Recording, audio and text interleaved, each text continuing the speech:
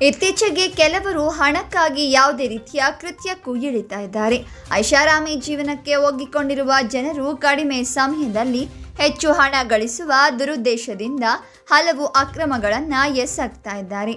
ಕೆಲವು ರಾಜ್ಯ ಸರ್ಕಾರಗಳು ಬಡವರಿಗಾಗಿ ಅನೇಕ ಯೋಜನೆಗಳನ್ನು ಜಾರಿಗೆ ತರುತ್ತವೆ. ಈ ಯೋಜನೆಗಳು ಅರ್ಹ ಫಲಾನುಭವಿಗಳಿಗೆ ಅನುಕೂಲವಾಗಿದ್ದರೂ ಕೆಲ ಕಿಡಿಗೇಡಿಗಳು ಮಾತ್ರ ದುರ್ಬಳಕೆ ಮಾಡಿಕೊಳ್ತಾ ಇದ್ದಾರೆ.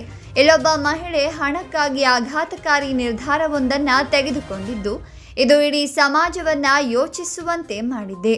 ಉತ್ತರ ಪ್ರದೇಶದ ಮುಖ್ಯಮಂತ್ರಿ ಯೋಗಿ ಆದಿತ್ಯನಾಥ್ ನೇತೃತ್ವದ ಬಿಜೆಪಿ ಸರ್ಕಾರ ಆರ್ಥಿಕವಾಗಿ ಹಿಂದುಳಿದ ವರ್ಗಗಳ ಅನುಕೂಲಕ್ಕಾಗಿ ಸಾಮೂಹಿಕ ವಿವಾಹ ಯೋಜನೆಯನ್ನ ಪ್ರಾರಂಭಿಸಿದೆ. ಆದರೆ ಇಲ್ಲೊಬ್ಬ ಮಹಿಳೆ ಈ ಯೋಜನೆಯನ್ನ ದುರುಪಯೋಗ ಪಡಿಸಿಕೊಳ್ಳಲು ಆಘಾತಕಾರಿ ನಡೆ ಅನುಸರಿಸುವ ಮೂಲಕ ಭಾರೀ ಸುದ್ದಿಯಾಗಿದ್ದಾಳೆ.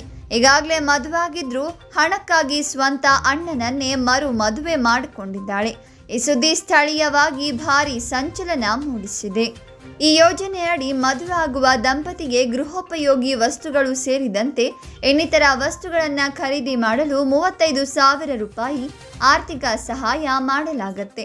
ಹಣವನ್ನು ನೇರವಾಗಿ ಬ್ಯಾಂಕ್ ಖಾತೆಗೆ ಜಮಾ ಮಾಡಲಾಗುತ್ತೆ.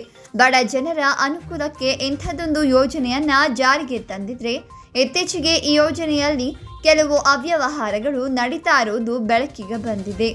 ಸಾಮೂಹಿಕ ವಿವಾಹ ಯೋಜನೆಯಡಿ 38 ಜೋಡಿಗಳು ವಿವಾಹವಾದರು. ಈ ಯೋಜನೆಯ ಲಾಭ ಪಡೆಯಲು ಕೆಲವರು ಎರಡನೇ ಮದುವೆ ಆಗಲು ಸಹ ನಿರ್ಧರಿಸಿದ್ದಾರೆ. ಅದೇ ಮಹಿಳೆಯೊಬ್ಬಳು ಸಾಮೂಹಿಕ ವಿವಾಹಕ್ಕೆ ನೋಂದಣಿ ಮಾಡಿಕೊಂಡಿದ್ಲು.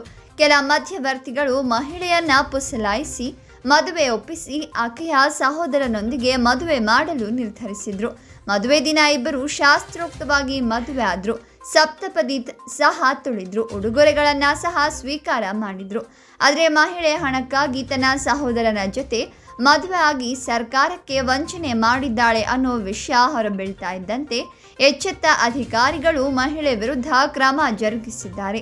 ಮಹಾರಾಜ ಗಂಜ್ನ ಪ್ರದೇಶಾಭಿವೃದ್ಧಿ ಅಧಿಕಾರಿ ಮಹಿಳೆಗೆ ನೀಡಿರುವ ಉಡುಗೊರೆ ಮತ್ತು ಹಣವನ್ನು ವಸೂಲಿ ಮಾಡಿ ಕೂಡಲೇ ಕ್ರಮ ಜರುಗಿಸುವಂತೆ ಆದೇಶಿಸಿದ್ದಾರೆ.